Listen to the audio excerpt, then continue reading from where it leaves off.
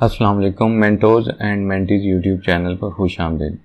आज के इस वीडियो में हम देखेंगे कि हम वर्डप्रेस की मीडिया लाइब्रेरी पर इमेजेस या वीडियोस को कैसे अपलोड कर सकते हैं, उनको कैसे एडिट कर सकते हैं और उनकी डिस्क्रिप्शंस वगैरह को कैसे चेंज ऐड कर सकते हैं। तो चलें स्टार्ट करते हैं। हम अपने वर्डप्रेस की वेबसाइट के डैशबोर्ड पे आ गए हैं। यहाँ पे डैशबोर्ड के पैनल में हमें एक ऑप्शन मिल रहा है मीडिया का। अगर मीडिया पे हम क्लिक करते हैं तो हमारे सामने एक विंडो ओपन हो जाती है जिसमें हमें तमाम हमारे जो भी वीडियोस या इमेजेस हमने अपलोड की होंगी अपनी वेबसाइट पे और इनको लिंक किया होगा हमने डिफरेंट पोस्ट में, पेजेस पे, तो वो यहाँ पे शो हो जाएंगे। अब यहाँ पे अगर हमने कोई डायरेक्टली ही कोई इमेजेस या कोई वीडियो अपलोड करनी है जिसको हम फ्यूचर में यूज़ करें तो हमें सिंपल यहाँ पे ऐड न्यू के बटन पे क्लिक करना है। वो हम यहाँ पे भी कर सकते हैं और यहाँ पे भी क्लिक करेंगे तो हमसे ये फाइल सेलेक्ट करने के लिए पूछेगा। तो हम फाइल सेलेक्ट पे क्लिक करते हैं तो हमें ये बात पूछ रहा है कि आपने कौन सी वीडियो या पिक्चर है वो यहाँ पे अपलोड करनी है। तो मैं फर्स्ट करेंगे ये पिक्चर यहाँ पे अपलोड कर लेता। तो हमारे सामने ये यहाँ पे दो अब इमेजेस आ गई हैं, पहले एक थी अब दो आ चुकी है। अगर हम लाइब्रेरी में देखते हैं तो यहाँ पे भी हमें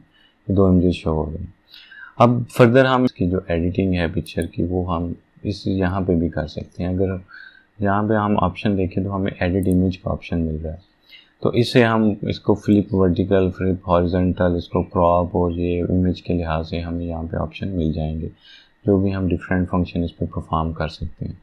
इस इमेज का हमने स्केल अगर चेंज करना है, इसका साइज़ छोटा बड़ा करना है, नई डायमेंशन देनी है तो हम यहाँ पे इसको चेंज कर सकते हैं। इमेज क्रॉप की हमें यहाँ पे ऑप्शन इसको देनी है तो हम यहाँ पे भी क्रॉप की हम दे देते हैं कि हम 1000 बाय 500 इसको रखना चाह रहे हैं। तो हम यहाँ पे इसको ये इसकी डायमेंशन को सेट कर सकते हैं। तो ये हमें डिफरेंट जो इसकी एडिटिंग के ऑप्शन हमें इमेज के यहाँ पे मिल जाते हैं। इसके बाद हम अगर इस पर दोबारा भी क्लिक करते हैं तो हम इसकी जो डिफरेंट डिस्क्रिप्शन है इस इमेज की वो हम यहाँ पे ऐड कर सकते हैं। जैसे इस इमेज का हम अल्टरनेटिव टेक्स्ट यहाँ पे ऐड कर सकते हैं। कोई भी यहाँ पे हमें टेक्स्ट देना तो हम यहाँ पे दे सकते हैं। टाइटल इस पिक्चर का हम यहाँ पे दे सकते हैं। हम इस पिक्चर को कैप्शन देनी है वो हम दे सकते हैं। इसकी लॉन्ग डिस्क्रिप्शन हमने लिखनी है वो हम यहाँ पे दे सकते हैं।